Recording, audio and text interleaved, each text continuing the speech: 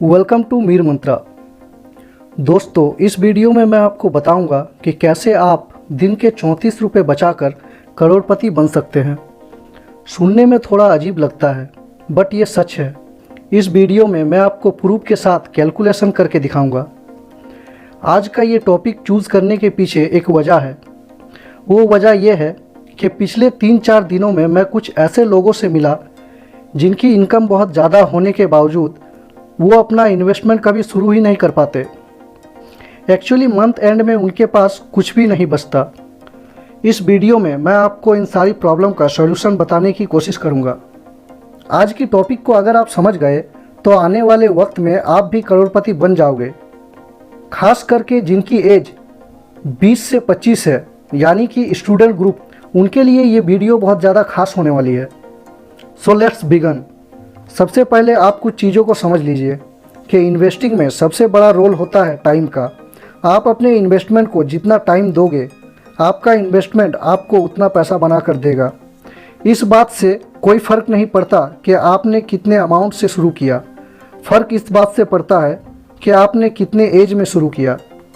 Warren Buffett, जो कि दुनिया के सबसे बड़े इन्वेस्टर हैं, उन्होंने 17 साल की एज में इन्वेस्टिंग शुरू कर दी थी और आज 91 के एज में उनका नेटवर्थ है 10,080 करोड़ US$, जो कि मुकेश अंबानी के नेटवर्थ से 340 करोड़ US$ ज़्यादा है। और ये सारे पैसे उन्होंने इन्वेस्टिंग से कमाए।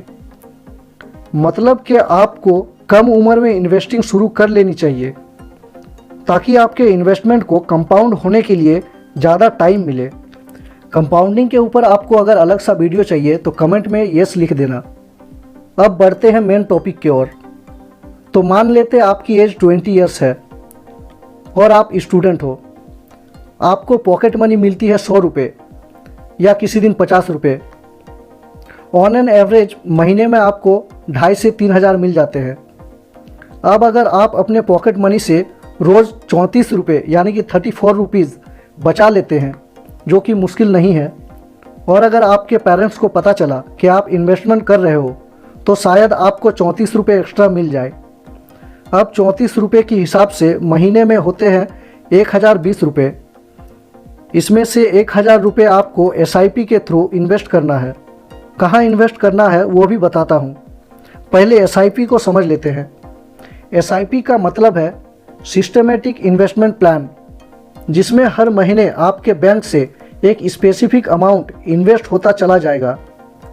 अब आते हैं नेक्स्ट क्वेश्चन की ओर कि कहाँ इन्वेस्ट करें। तो इनिशियल स्टेज में आप म्यूचुअल फंड के थ्रू जा सकते हो।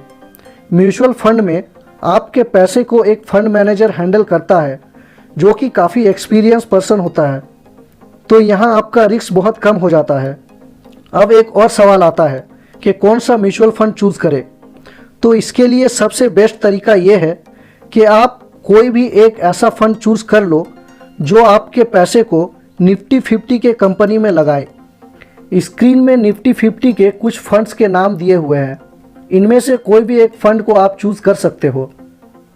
अब एक और सवाल है कि निफ्टी 50 क्या है। तो दोस्तों, मैं आपको बता दूं कि निफ्टी 50 में इंडिया के टॉप 50 कंपनी आते हैं। तो अब आप ये मान के चलो कि निफ्टी 50 आपको लॉन्ग टर्म में साल के ऑन एन एवरेज 15% रिटर्न देगा। ये रिटर्न ज़्यादा भी हो सकती है, बट हम ये कैलकुलेशन 15% के हिसाब से करेंगे। अब आपके स्क्रीन में एक कैलकुलेशन है जिसमें हमारा मंथली इन्वेस्टमेंट अमाउंट है 1,000 रुपये। Expected rate of return per annum है 15%, जो कि हम 30 साल तक कंटिन्यू करेंगे। तो 30 साल के बाद आपका टोटल डिपॉजिट अमाउंट होगा 3.6 लाख, यानी कि 3,60,000, जो कि 30 साल में बढ़कर हो जाएगा 70 लाख से ज़्यादा। तो अब आपका टोटल अर्निंग हुआ 70 minus 3.6 is equal to 66.5 lakh, यानी कि 66 लाख से ज़्यादा। अब एक और एग्जांपल लेते हैं। यहाँ पे सब कुछ सेम है, बस मैंने 30 साल की जगह 40 साल लगाया। तो अब देखते हैं कि 40 साल बाद क्या होता है। अब आपका टोटल डिपॉजिट अमाउंट हो जाएगा 4.8 लाख, जो कि 40 साल में बढ़कर हो जाएगा 3.14 करोड़, यानी कि 3 करोड़ 14 लाख। तो आपका टोटल अर्निंग होगा 3 करोड़ 9 लाख। अब इसमें एक और इंटरेस्टिंग चीज़ है, हमने यहाँ कैलकुलेशन उनके लिए किया जो स्टूडेंट है। जब आप कमाने लगोगे तो आप धीरे धीरे अपने इन्वेस्टिंग अमाउंट को बढ़ा भी सकते हो। आप अपने मोबाइल से म्यूचुअल फंड में या स्टॉक में इन्वेस्ट कर सकते हो। कैसे आपको इन्वेस्ट करना है इसके बारे में भी एक डिटेल वीडियो बनाने की कोशिश करूँगा। अगर आपको खुद से ये कैलकुलेशन करनी है तो लिंक डिस्क्रिप्शन में मिल जाएगी। अगर इस टॉपिक में आपको और जानकारी चाहिए तो कमेंट करके मुझे पर्सनली कांटेक्ट कर सकते हैं। आप मुझे इंस्टाग्राम में फॉलो कर सकते हैं। जाने से पहले एक लाइक ज़रूर करें, इससे मुझे काफ़ी मोटिवेशन मिलती है।